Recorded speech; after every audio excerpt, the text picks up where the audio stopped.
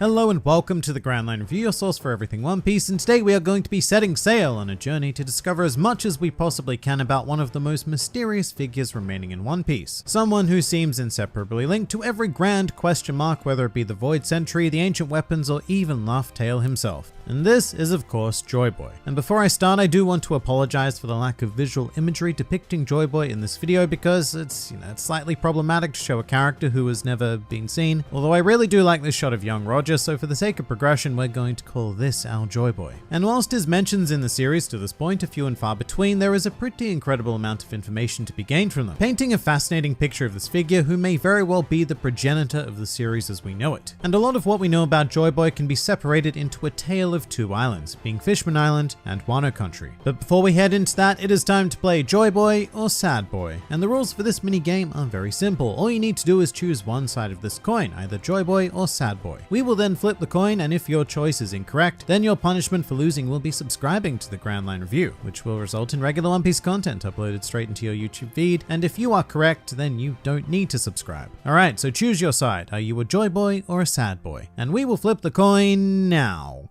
And bam, it's Joy Boy. Anyone who picked Sad Boy now needs to hit that beautiful red button, welcome to the Grand Fleet, and anyone who picked Joy Boy, well, you don't have to, but can you really be considered a winner if you have not subscribed to the channel? I'm really not sure if you can. But getting into things properly now, we are going to be beginning on Fishman Island because that is our very first mention of Joy Boy in the series, quite specifically in chapter 628. So we're roughly 14 years into the publication of One Piece at this point, and we're just now mentioning probably the most important character who has ever lived in the world. So if you ever needed a solid shot of evidence that One Piece is a slow burn series, then this would be it. But this is a very intriguing incident because Robin went out of her way to track down a poneglyph on Fishman Island, a very special poneglyph, one which she cited was unlike anything she had previously read. It didn't contain a historical account, it didn't allude to the location of an ancient weapon or a certain island, no. Weirdly enough, this poneglyph seemed almost arbitrary because it reads as a personal apology letter from a previously unheard of figure named Joy Boy. Previously unheard of being quite important because Robin is about as clued into history as one can be without having visited Laugh Tale, so whoever Joy Boy is, a concerted effort was made to remove him from history, a concept we're actually quite familiar with in One Piece, and something that was confirmed when Robin confronted King Neptune in chapter 649. She went directly to the king of the fish because Robin herself was unable to make a lot of sense out of this poneglyph without further context, and in response to her inquiry, King Neptune said the following: Joy Boy is a person who lived on the surface during the 100-year void. This message was meant for the mermaid princess on the island at the time. It was an apology for breaking a promise made with Fishman Island. The contents of that promise are not clear, but someone will come along to fulfill the promise in Joy Boy's stead. Now earlier on in the arc, the nature of this promise, whilst admittedly unclear, was revealed to have had something to do with the Noah, the incredibly huge vessel which Luffy almost destroyed before Shirahoshi stepped in. Just before it was about to be obliterated, King Neptune had a moment to himself where he apologized to Joy Boy, which is kind of funny because Joy Boy was originally apologizing to them and it just becomes a big apology streak, but it was saved by Shirahoshi's powers, which, speaking of, this plays into Joy Boy as well because the mermaid princess that this apology poneglyph was addressed to was the wielder of the Poseidon power at the time, which is currently possessed by Shirahoshi in modern times. Poseidon being one of the three ancient weapons which has the ability to communicate with mighty sea kings. And this happens to be the first parallel that we can draw between Luffy and Joy Boy. In the modern day, Shirahoshi quite clearly represents the inherited will of the mermaid princess of the Void Century, whilst Luffy appears to have taken on the role of Joy Boy, even going so far as to make his own promise with Shirahoshi. And it's certainly not the last time that Luffy would be directly comparable to Joy Boy. It's almost as if some sort of inherited will is in play here in One Piece. And we're not quite done with Fishman Island, but I do need to say that from here on out we will be discussing frequent spoilers for anime-only watchers or people not caught up with Act 3 of Wano, which is a shame, but there's quite a lot to go through. So there's your warning, and now let's get into it. During Kozuki Oden's flashback, we had the privilege of visiting Fishman Island in the past, where we saw not one but two poneglyphs, one of which has mysteriously disappeared, and the other of which Oden identifies as the apology from Joy Boy. And he has an interesting reaction, going on to state, it seemed like two stones would be quite the windfall, but one of these two is not very important. Once again indicating the strangeness of the seemingly arbitrary stone. Assumedly this was also the first time that Roger had heard about the existence of Joy Boy, unless he was mentioned on Lodestar Island in a language that he could somehow read, but in the case of Oden, this was definitely the first time that he had heard the Joy Boy name. And whilst the words Joy Boy were not literally uttered again, Roger and Odin had actually involuntarily come across more information when they were entering Fishman Island, because the two of them have the ability to hear the voice of all things, and as such they stumbled across a conversation between Sea Kings which went a little something like this. The birthing is at hand. Our sovereign shall soon be born, and another in a distant sea. The whales are delighted in anticipation of the day the two sovereigns shall meet again. We have been waiting for so long, and it's almost here. And surely all will go well this time. Just 10 until the birth, and another 15 to grow. And then Roger yelled at them, which prompted them to stop talking. And a lot of this was complete gibberish to them at first, but soon it became clear that one of these sovereigns being mentioned was Princess Shirahoshi, and the Sea Kings were counting down to her birth and growth. Which is interesting because you know exactly how do Sea Kings have the foresight to be able to peer into the future? Well, we're not quite sure at this stage, but they are very special creatures who may very well have been alive during the Void Century, and perhaps that's how they became aware of events to come, just as Odin and Roger would be. And this is less clear, but the second sovereign being referenced by the Sea Kings, unless this is some sort of incredible bait and switch by Oda, is almost certainly Luffy. The Sea Kings were speaking of Joy Boy and the Mermaid Princess in relation to the past, and they were speaking of Luffy and Shirahoshi in relation to the future. And not only that, they treated Shirahoshi and the Mermaid Princess as the same existence, just as they treated Joy Boy and assumedly Luffy as the same existence. They were talking about two sovereigns, not four, which adds a lot of weight to the idea of Luffy having inherited the will of Joy Boy. So this mystery man is becoming an increasingly alarmingly important figure at this rate, and his prominence would only become more apparent to both Roger and Odin, to the point where the name Joy Boy would become intrinsically linked to the final island of Laugh Tale. And the following is Odin's journal entry regarding the matter. We had learned the entire truth of the world, what the 100-year void is, what the people of the D are, what the ancient weapons are. And in the face of that vast treasure, which was very real indeed, Roger just laughed. And so did we all. We laughed until tears sprang to our eyes. And after which we saw Roger uttering the words, "Oh Joy Boy, I wish I'd been born in your time. This is quite the treasure you've left behind, a tale full of laughs." Which of course went on to naming the island Laugh Tale and more or less completely revolutionized the way that we now think of Joy Boy. There had always been some sense of grand importance within him, given that he was someone who lived during the Void Century. However, the revelation that he was the one who left the vaguely defined treasure on Laugh Tale and thus set the entirety of the events of One Piece into motion is pretty massive, to say the least. And Roger also confirms that they were the first people to set foot on the island in 800 years, meaning that theoretically it had gone completely untouched since Joy Boy. But I did mention earlier that Joy Boy is a tale of two islands, Laugh Tale not included, and the other one we have yet to explore is Wano. At some stage during his journey, Odin incidentally learned some history about his own home country, namely that the borders of Wano were closed for a very specific purpose, and that it had not always been an isolationist nation. But he would return to Wano with the enlightenment that this purpose was coming to an end, and that it was integral to open the borders of Wano before the day that Joy Boy appears, or more accurately, I should give his exact statement. Until this point, there was a purpose to this country being closed, but now we must open its ports before the day that Joy Boy appears. And here's where things get a bit tricky, because once again, the idea of Joy Boy is no longer confined solely to the past, but also referenced within the future, which may be a bit odd because theoretically he should be a bit, you know, dead. But then again, I shouldn't say that with any degree of certainty, because there is a time-traveling devil fruit in existence, and its user just so happened to live in the same time as Joy Boy, so